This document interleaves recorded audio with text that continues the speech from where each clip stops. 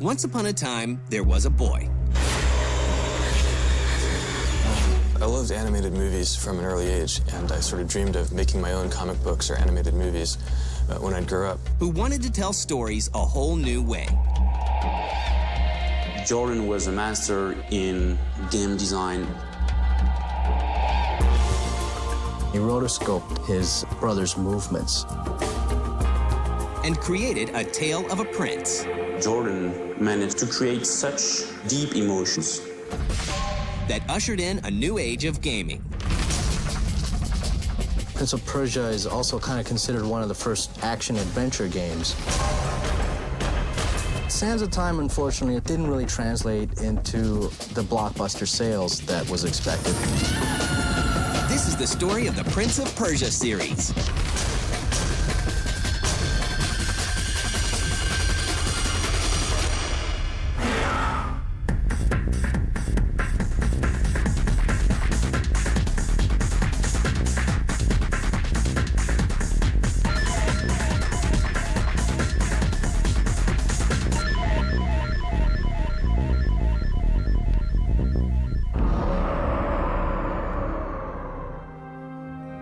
At a young age, Jordan Mechner discovers what will become his lifetime passion.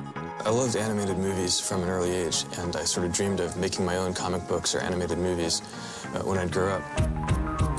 In 1979, a new computer from Apple gives him a chance to make his dreams a reality. When I was in high school, the Apple II computer was invented, and to me that was just the coolest way of telling a story on screen, that I could actually do at home without any special skills. It was beyond my means to do an animated movie or a live-action movie that would be any good. But I could do a computer game that would be pretty good. Within that, create a story in a world that the people who played the game could then experience and enjoy. His interest in creating games and storytelling carries over into college. I went to Yale in New Haven, Connecticut, and I ended up majoring in psychology. But mostly what I did during my 4 years of college was go to the movies and program computer games, which really cut into studying and so forth. It's not long before Mechner's talents are discovered by a publisher called Broderbund. Broderbund was probably the biggest software company of that time. And, I mean, they were publishing all kinds of games. So if you were a game maker at that time, being hooked up with Broderbund was a pretty significant deal. While still a college student, Mechner goes to work on his first game for Broderbund. My first game, Karateka, one of the things that inspired it were the film studies classes that I was taking at the same time. It seemed to me that games were kind of at a stage where silent films had been at the turn of the century. For that reason, Karateka was structured very much like a silent movie. And there were a lot of technical limitations that games had at that time, which silent movies also had. Characters couldn't talk, you couldn't really move the camera. Karateka comes out for the Apple II in 1984.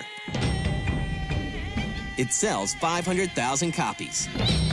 During my senior year, Karateka was published and did very well. So when I graduated, instead of getting a regular job, as most of my friends did, I thought, well, I'll just do another computer game.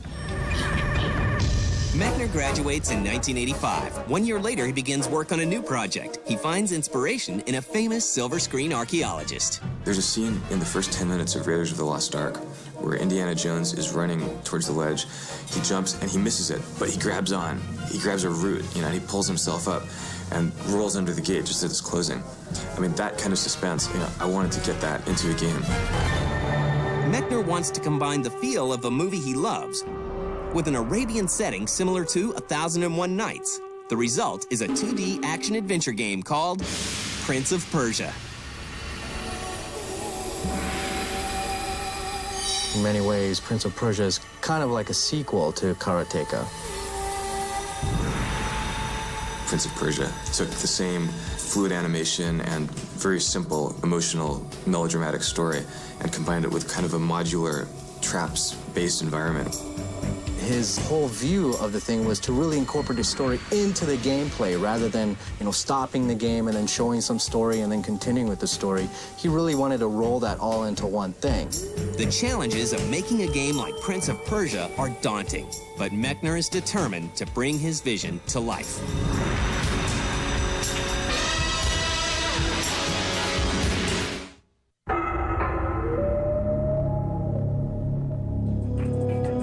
By 1986, Jordan Mechner is living in California and working hard on his newest game, Prince of Persia.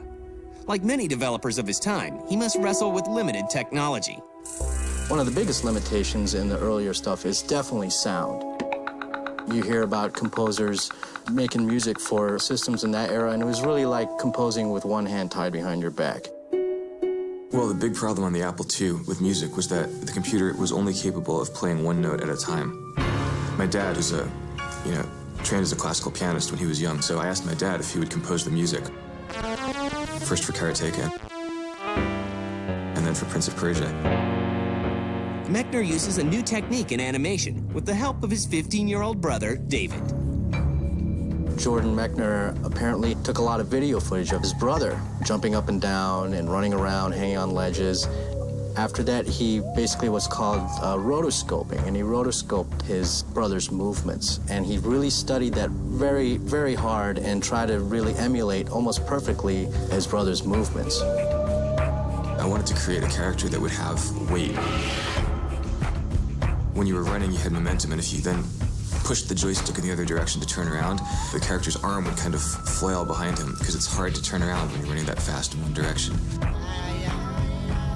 The whole breakthrough in terms of technology, which is the rotoscope, helped everyone to gather around this magnificent character, who was the very first one to be so well animated. As Prince of Persia gets closer to completion, Mechner's talents become more and more apparent. Jordan was a master in game design, level design ingredients, building the right learning curve, the right difficulty curve. The time limit on Prince of Persia is what kind of heightened the whole experience of the game. You're sweating, you're wondering if you're gonna make it or not. You have no weapon, and you gotta find the weapon. Clock's still ticking. The whole time, the game has this incredible tension. The most appealing thing was how simple all the elements that Jordan managed to bring together to create such deep emotions. The AI of the enemies was also pretty advanced for a game like that. I mean, you were out in a full-out sword battle with these guys. It wasn't just like hack slash and then they're out of your way. You engaged in kind of a lengthy sword battle with these guys and hope to put them away just in time for you to keep going. Broderbund releases Prince of Persia for the Apple II in 1989. It's funny, the big worry with Prince of Persia 1 was because I programmed it on the Apple II, and when it came out in '89, the Macintosh had already been introduced. It didn't seem like very many consumers were ever going to see it, simply because Apple II games weren't really being bought in stores anymore. What really saved Prince of Persia was the console versions that came out in the following years.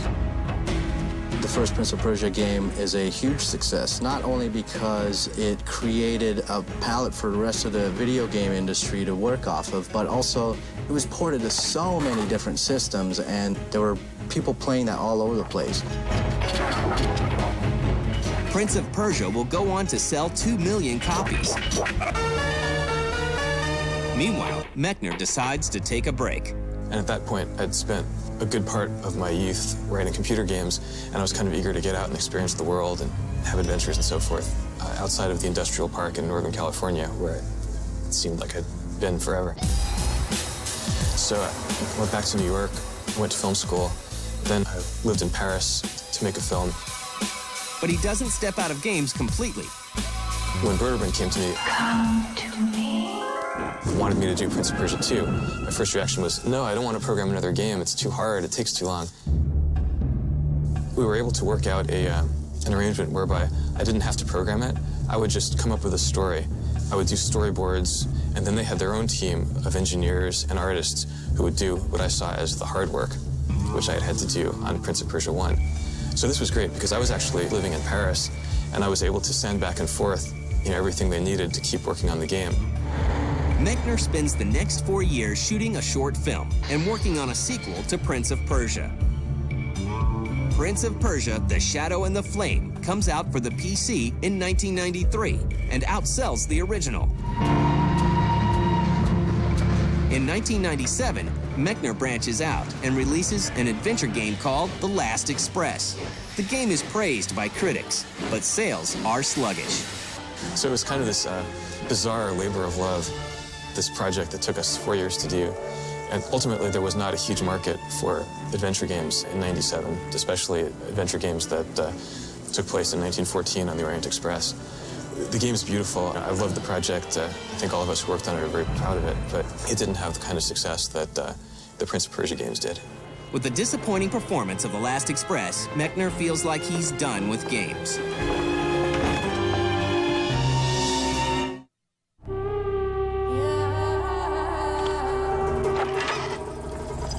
On September 17, 1999, Red Orb Entertainment releases Prince of Persia 3D for the PC. A Dreamcast port is also made, called Prince of Persia Arabian Nights. Mechner's involvement with the games is minimal. I went on from Last Express to write movie screenplays. I did a little consulting for them on the project at the beginning, but ultimately that was a Broderburn project that later became a Mattel project. Well, Prince of Persia 3D kind of came out under the radar. Nobody really paid that much attention to it. Mechner decides to take another break from the game industry. Traitor! To make a documentary. I took a few years off from making video games and focused on my other love, which is film. The project was a documentary about a neighborhood of Los Angeles that was destroyed in the 50s to build Dodger Stadium. It's called Chavez Ravine, a Los Angeles story.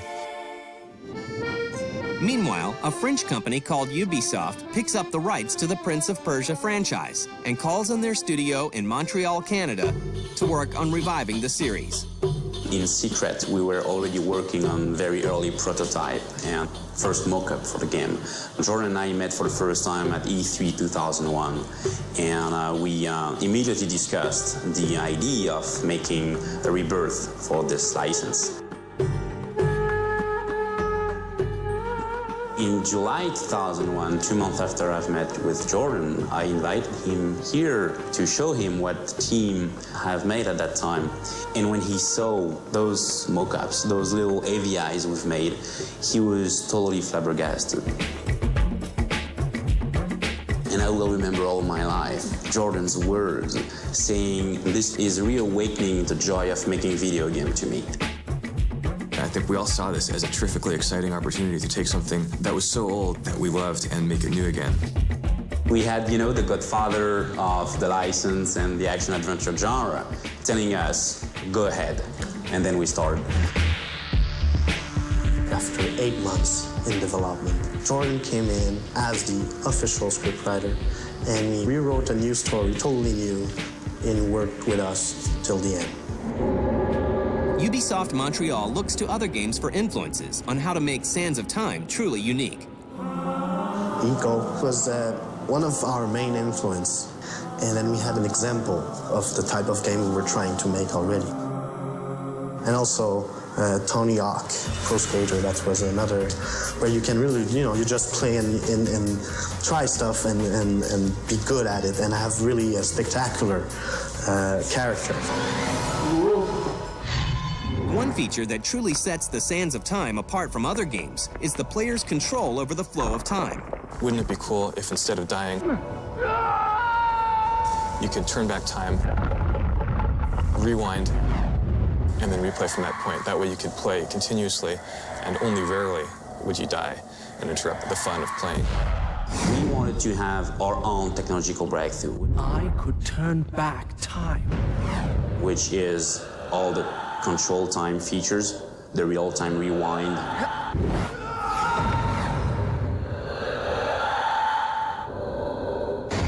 The Prince himself gets an update. We always knew that he was going to be a really agile, acrobatic guy. He's not, like, muscle-bound. He's more the kind of clever trickster.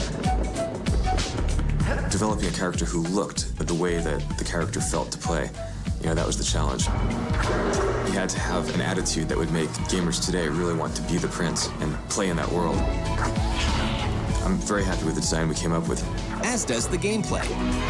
A lot of 3D games are they're beautiful, but they're kind of clunky to actually play. So we wanted to have the mechanics and the camera so taken care of that it could become second nature to the player. You could just hit buttons and do a sequence of moves and have this incredible acrobatic thrill of movement.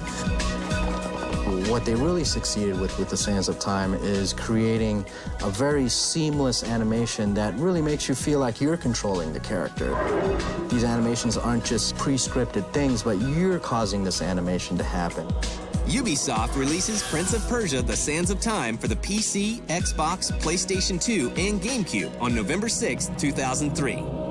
Sands of Time, unfortunately, is one of those games that was a critical success. It had great reviews. It said it was an excellent game, but it didn't really translate into the blockbuster sales that was expected. To the point that even a couple months later, Ubisoft bundled Splinter Cell with Prince of Persia. You buy Prince of Persia, and then you get a free Splinter Cell. After a relatively slow start, Prince of Persia: The Sands of Time sells more than 2 million copies worldwide. The way that, the gamer have appreciated the game has been really, really good for us. We were very surprised, yeah. The Prince has returned, and his new adventures are just beginning.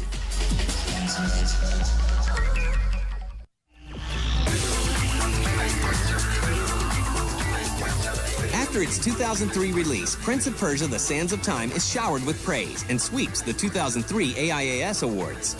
And the award goes to Prince of Persia. Prince of Persia. Prince of Persia. Prince of Persia. Prince of Persia, Sands of Time. We received 8 prizes. It was a little bit embarrassing after like the 5th, when we had to come back all the time on the stage and say, Thank you very much. Thank you all. Thank you very much. Thanks, guys. Thank you again for that award. That was beautiful. Thank you very much. Winning awards in a place like DICE really goes to show that your peers respect you, that people in the industry that you work with really respect what you've done with the game, which I think is a huge honor to have. Work on a sequel titled Prince of Persia: Warrior Within begins immediately. When we started the project, we looked over Sands of Time. We didn't want it to change everything because the recipe was good in the Sands of Time and improve what can be improved. The team sets out to make a darker, grittier game. The prince himself has changed. He's evolved. He's the same character, but he's grown up. He has grown up. He's much more mature. And everything around him also have matured. There's a good landscapes that you're gonna see in the game. There's no texture. I have to put all the textures, do the modeling, refining, because it's all edgy like this. There is a link in the story between the Sands of Time and Warrior Within. In the first game, he made a little mistake, opening the hourglass. By doing that, he screwed up the timeline. He called upon himself his own incarnation of fate, which is what we call it the Haka, which is based on the true Persian mythology. So this is the Haka, one of our big bosses, and the idea was to give him more of a badass walk. I'll go in and add some up and down to give him more bounce because he's such a big guy. The Haka is the guardian of time. It's a huge beast that cannot be killed. The prince is about this size next to him. The Haka's job is to kill the prince. So the sad news is that the prince is gonna die. He cannot change his fate. He has to die. So, of course, as a hero, you will try to find a way to change that. The prince's full idea is to rewind time before even the creation of the Sands of Time. Because no Sands of Time, no the Haka. And no the Haka, happy, happy joy. In the game, we're going to travel through time. This one is like in the present. But now he can also travel in the past for centuries. Which enabled us to go a little bit earlier in time, so we could visit some different kind of environments. We were going to ancient Persia rather than the Arabic style of the previous game. So this time it's more a mix between Persian and Greek. The highlight of the sequel is an enhanced fighting system. So the freeform fighting system, as a gameplay mechanics, is basically a mix between the Prince of Persia fighting system and the SSX combo stuff, where you can basically define your own fighting skill. The freeform fighting is just how to make the experience in the combat unique. In the fall of 2004, Ubisoft releases Prince of Persia: Warrior Within for the PC and all the major consoles. Meanwhile, Jordan Mechner combines his two greatest passions, games and film. Jerry Bruckheimer and Disney have picked up the rights to make Prince of Persia as a feature film. I'm writing it. Jerry Bruckheimer is producing for Disney. This is a terrifically exciting chance to kind of bring the Prince of Persia full circle to his cinematic roots. As Jordan and the Prince tackle the challenges of the big screen, it's important to recognize how far they have taken the world of gaming.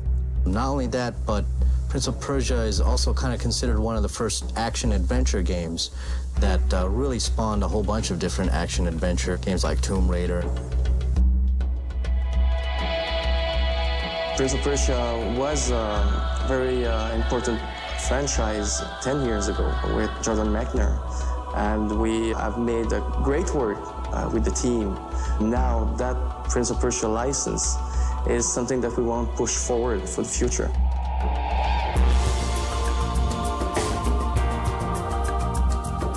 I don't think I could have foreseen that 15 years later, Prince of Persia would still be alive, and still be played and remembered.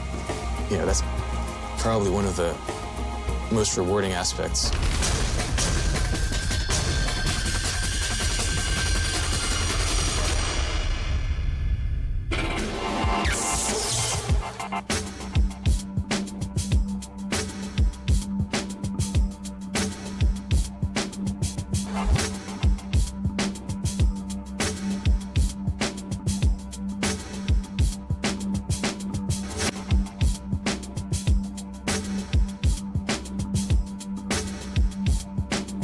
Thank you.